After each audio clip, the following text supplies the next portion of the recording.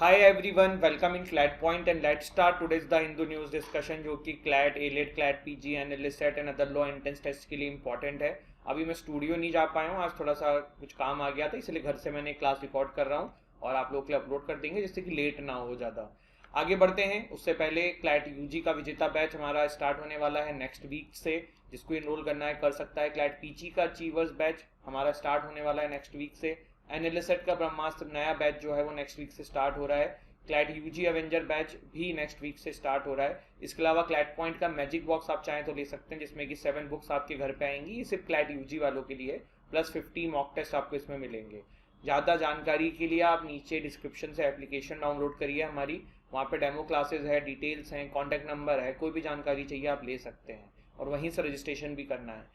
इसके अलावा आगे बढ़ें उससे पहले थोड़ा सा एडिटोरियल के मैं आपको पेजेस दिखा दे रहा हूँ, क्योंकि आज एडिटोरियल कुछ खास नहीं, न्यूज़ अच्छी आई हुई है। एडिटोरियल में देखो यहाँ पे एक आर्टिकल आया हुआ है, the case of missing scientific Indian, कोई काम का नहीं है हमारे लिए। फिर यहाँ पे देखिए जो सुप्रीम कोर्ट का अभी मतलब वर्डिक्ट था, या फिर आप कह सकते हो कि सुप्रीम कोर्ट से रिलेटेड जो बिल्किस बानो वाला जो भी केस था पूरा, उसके बारे में एडिटोरियल आया हुआ, हमने ऑलरेडी देखा हुआ है। यहाँ पे जो AIEFF एंड फीफा वाला मसला है हमने ऑलरेडी देखा हुआ है, वो है। फ्रीवीज इनका एक फेवरेट टॉपिक है, द हिंदू को पता नहीं क्या हो गया, लास्ट 6 से 7 डेज के अंदर हमने 5 से 6 बार फ्रीवीज पे आर्टिकल देख लिया है। इतना भी ठीक है, जरूरी है, लेकिन इतना भी जरूरी नहीं है। इसके अलावा और कुछ एडिटोरियल में खास नहीं है।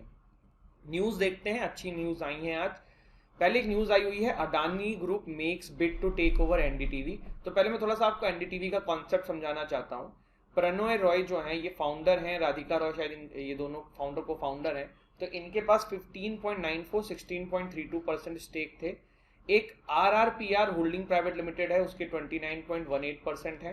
टोटल ये मिला के 61.45 हो गए एंड पब्लिक शेयर होल्डिंग इसमें 38.55 की हो गई। अभी हुआ क्या है कि जो ये RRPL वाली जो ये होल्डिंग है ना, ये इनडायरेक्टली जो है वो अडानी जी की एक कंपनी है, मीडिया कंपनी है, जिसका नाम है AMG मीडिया नेटवर्क्स लिमिटेड। तो उनके पास हो गई है, ठीक है, क्लियर हुआ। And open offer ticket for 26%। अभी इसमें ऑल लेने की बात हो रही है। तो ये कुछ मसला जो है वो अभी सामने आया है। In what appears to be a hostile takeover bid for the news broadcaster NDTV, the media subsidiary of Adani Enterprises AMG Media Networks Limited said on Tuesday that it had indirectly acquired a 29.18% stake in NDTV। तो यही वाले stake की बात हो रही है जो RRPR ने रख रखा है, triggering an open offer for it to take another 26% stake in the media house। तो ये एक बहुत बड़ा भी मसला है। इस पे ऑल दो जो एनडीटीवी के लोग हैं उन्होंने इसको थोड़ा सा कहा है कि हमें पता नहीं हुआ, हमारी मर्जी के बिना नहीं हुआ, और इस तरह की चीज़ें जो है यहाँ पे सुनने को आई हैं, ठीक है। बाकी जो भी इसमें आगे होगा देखेंगे। अब ये ऐसा क्यों है, तो देखो एक चीज़ मैं आपको थोड़ा समझा देता हूँ। कॉन्सेप्ट क्या है कि जो अडानी ग्रुप है वो कहीं के ना कहीं बीजेपी को फेवर करता है। तो एनडीटीवी पे अगर इस ग्रुप का कंट्रोल होगा तो फिर आप एनडीटीवी इकलौता ऐसा भी चैनल है जो बहुत ही ज़्यादा बीजेपी को क्रिटिसाइज करता है। गलत चीज़ों में तो करता ही है, सही चीज़ों में भी कर देता है, तो वो फिर नहीं कर पाएगा वो। तो ये वाली चीज़ें हैं। फिर अविश कुमार का क्या होगा, जॉब चली जाएगी क्या? ऐसी तफरी कर रहा हूँ, दिल पे मत लेना कि सर आप ऐसी बातें कर रहे हो।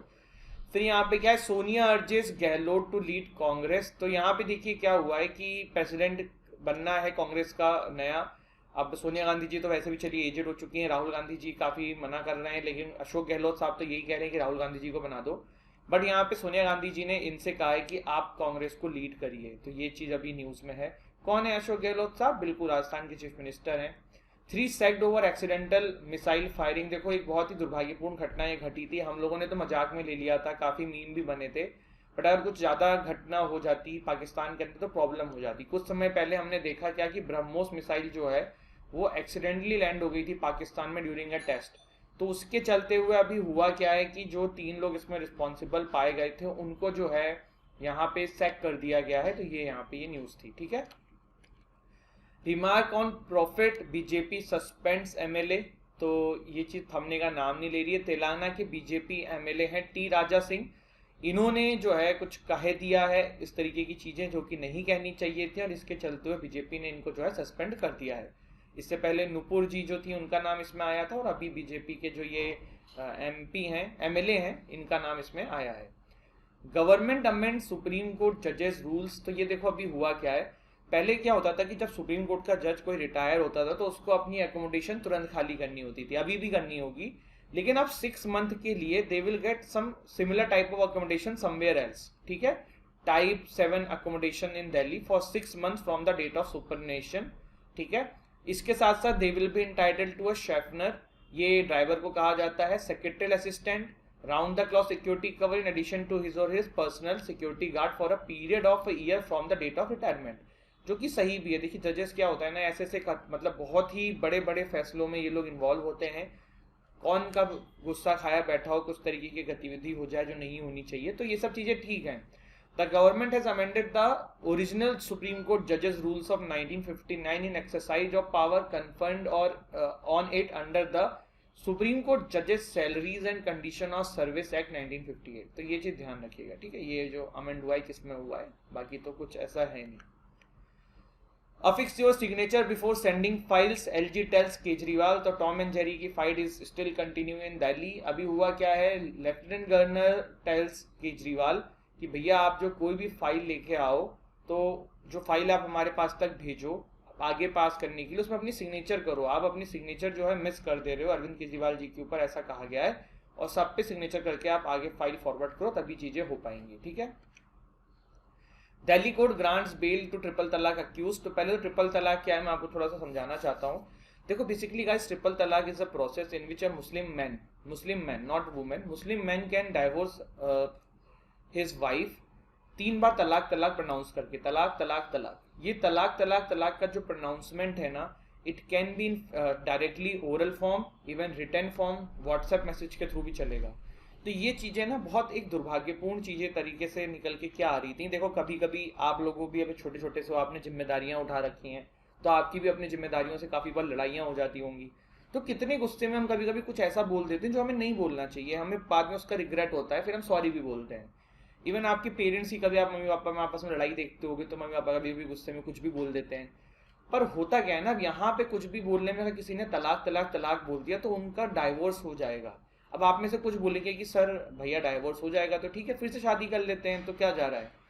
तो फिर देखो इसमें भी प्रॉब्लम है। प्रॉब्लम क्या है कि इसमें आप इसको समझना इस तरीके से, मैं आपको थोड़ा एक एग्जांपल देता हूँ।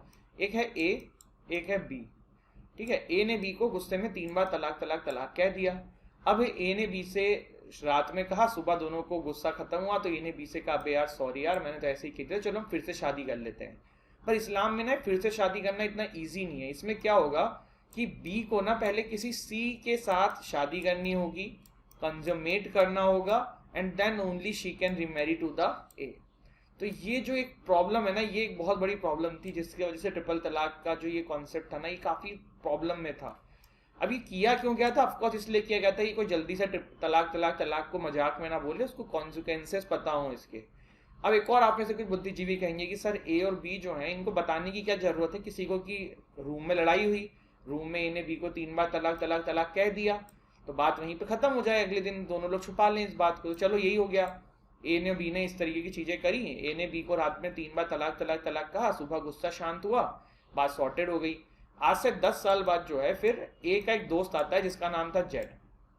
ए और जेड जो है मस्त पैग लगा रहे थे, तो पैग लगाते लगाते ए ने जेड को बताया बे यार, वो जेड अपनी बीवी की बुराई कर रहा था, तो ए ने बोला बे मेरी वाली भी ऐसी है, मैंने तो एक दिन उसको गुस्से में तलाक तलाक तलाक बोल के तलाक भी दे दिया था, बट हमने बात छुपा ली। अब क्या हुआ, ये जेड जो है ना ये ढोलक बजाने लग गया, इसने जाके मोहल्ले में सबको ये बात बता दी, ठीक है। अब इससे क्या हुआ कि देखो ए और बी को ना आज ए देखो 10 साल बाद जेड मिला और इसके 5 साल बाद एक बच्चा हुआ था जिसका नाम था के, ठीक है। अब जब मोहल्ले में पूरी बात पता पड़ गई ना, तो अब ये जो के है ना ये नाजायज बच्चा हो गया, क्योंकि शादी तो यहाँ पे खत्म हो गई थी पर किसी को पता नहीं थी। पर जब इसने बता दिया तो इसका मतलब ये बच्चा इनके शादी के बाद हुआ है, तलाक के बाद हुआ है, तो ये बच्चा क्या है, इज एन इलिजिटिमेट चाइल्ड। अब इलिजिटिमेट चाइल्ड जो है ना, he can not hold the property, he can not hold the surname of his father.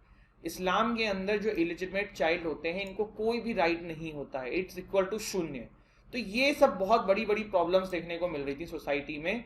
इसके चलते हुए यहाँ पे ट्रिपल तलाक को सुप्रीम कोर्ट ने इलीगल ठहरा दिया था।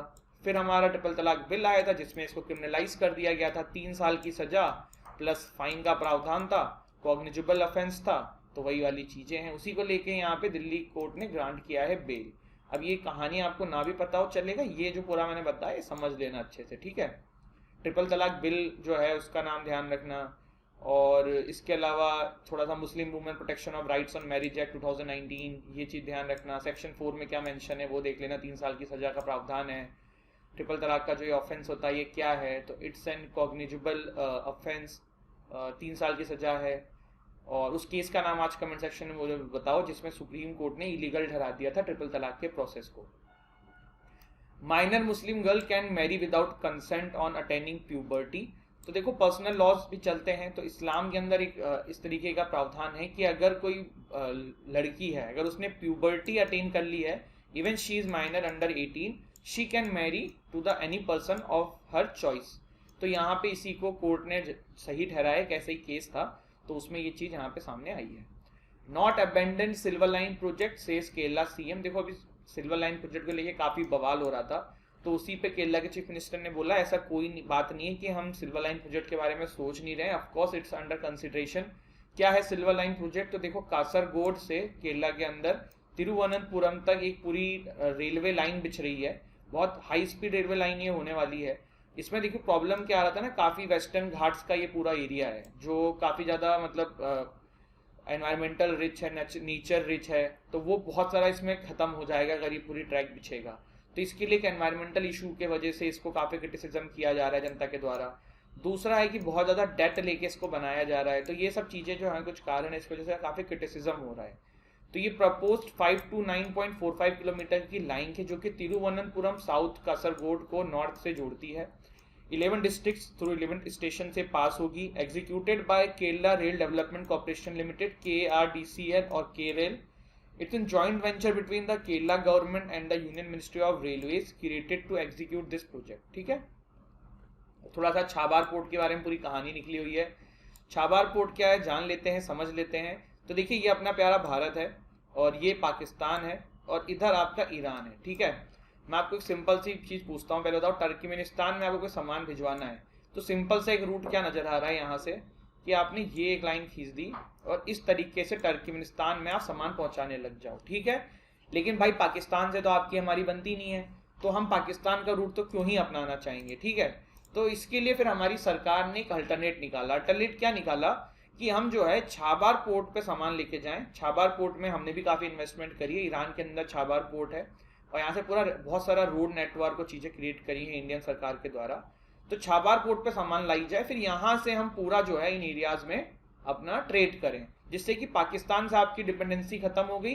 दूसरा कि हम पाकिस्तान को बाईपास करके आराम से पूरा वेस्ट एशिया के अंदर जो है वो ट्रेड कर सकते हैं, ठीक है। तो ये छाबार पोर्ट का बेसिक चीज है। अब थोड़ा सा छाबार पोर्ट के बारे में और जानते हैं। छाबार पोर्ट देखो और भी हमारे लिए इंपॉर्टेंट है क्योंकि INSTC के बारे में मैंने आपको बताया हुआ है, international north south transport corridor. कितनी बार हमने डिस्कस किया हुआ है कि भाई देखो ये रशिया तक पहुंचने के लिए नॉर्मल ट्रेड रूट क्या होता था, मुंबई से ये होता था पूरा घूम के चक्कर काट के यहाँ तक सामान जा रहा है। बट फिर हमने छाबार पोर्ट के होने के वजह से हमने एक नया रूट यहाँ पे तैयार किया है जिसका नाम है international north south transport corridor. ये आपका देखो बंदर अब्बास से होते हुए ये होता हुआ है मॉस्को होते हुए सेंट पीटर्सबर्ग पहुंचते हुए इस तरीके से पहुंच जाता है, ठीक है। तो INSTC के बारे में हमने काफी बार पढ़ा हुआ है। ये इंडिया ईरान एंड रशिया के बीच में 2000 में डिसाइड हुआ था। उसके बाद इसमें 10 अदर सेंट्रल एशियन कंट्रीज भी जुड़ी थी। इसके अलावा Azerbaijan, Armenia, Kazakhstan, Kyrgyz republic, Tajikistan, Turkey, Ukraine, Belarus, Oman, Syria and Bulgaria are observers. Pakistan, Turkmenistan, Afghanistan are not party to the INSTC agreement but are interested in using the transport corridor. Afghanistan तो काफी ज्यादा करता ही है, तो ये इसके लिए भी काफी इंपॉर्टेंट है। तो ये है छाबार पोर्ट। छाबार पोर्ट पर थोड़ी सी दिक्कत कब आ गई थी, जब देखो ईरान के ऊपर यूएस ने सैंक्शन लगा रखे थे, तो यूएस ने अपने एलाइज कंट्री से भी कहा था कि ईरान से ट्रेड करना कम कर दो। तो भारत ने भी ऑयल इंपोर्ट करना कम कर दिया था ईरान से। तो वहां पे थोड़ा सा जो है ना ईरान हमें तंग करने लगा था छाबार पोर्ट के लिए। ऑल दो ईरान से भारत ने अपने रिलेशन अच्छे से मेंटेन कर रखे हैं काफी हद तक, तो छाबार पोर्ट पे चीजें जो हैं जल्द से जल्द बेटर और हो जाएंगी। Congress launches tagline logo of Bharat जोड़ो यात्रा। मिले कदम जुड़े वतन इनका टैगलाइन है। भारत जोड़ो यात्रा जो है ये लोगो इस तरीके से है। एग्जामिनेशन पर्सपेक्टिव से आई डोंट थिंक इट्स बिल्कुल भी इंपॉर्टेंट, कोई बहुत ही ज्यादा कोई बना दे वेग टाइप का पेपर तो अलग बात है, वरना ऐसे क्वेश्चंस नहीं आते। मिले कदम जुड़े वतन and this is the logo, ठीक है।